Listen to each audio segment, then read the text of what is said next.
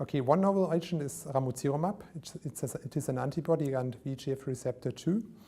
It's an interesting drug because it's active.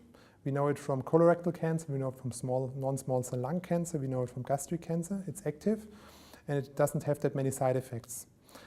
We know it from former trials in HCC that only patients with high AFP levels, higher than 400 nanogram per ml, benefit from the treatment.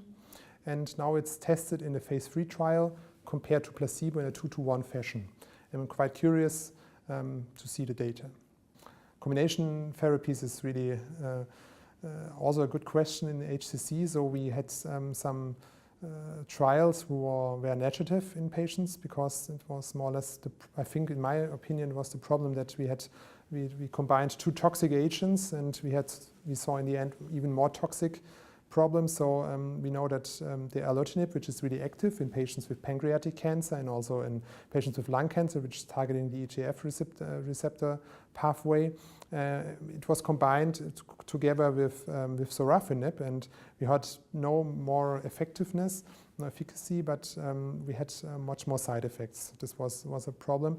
So I think the way to go, it's not combination of TKIs or small inhibitors, but it's combination of immunotherapy. So we can combine checkpoint inhibitors such as PD-1 antibodies and CTLA-4 antibodies. So we have some first data we'll see probably soon from nivolumab and ipilimumab. And I think there was data presented with tremelimumab and durvalumab. Durvalumab is the PD-L1 antibody and tremelimumab is a CTLA-4 antibody. And this was effective in first trials. So we saw response rates. This is the way, and the second option will be to combine a checkpoint inhibitor or immunotherapeutic agent together with small molecules. We know from colon cancer that MEK inhibitors, for example, can sensitize tumors to immunotherapy. So we know that a MEK inhibitor and also a checkpoint inhibitor can lead to responses in patients with colorectal cancer and which are microsatellite stable and in normal way do not respond to immunotherapeutics.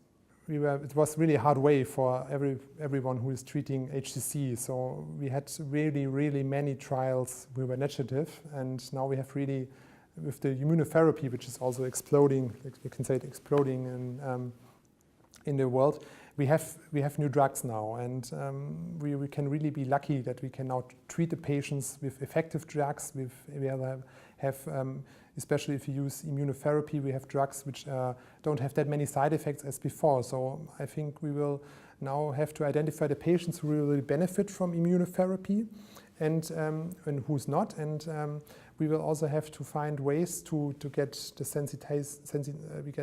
patient sensitive to the immunotherapy if it combined with different drugs. So I think this will be the next years, and I'm quite happy and lucky that we can also participate in this.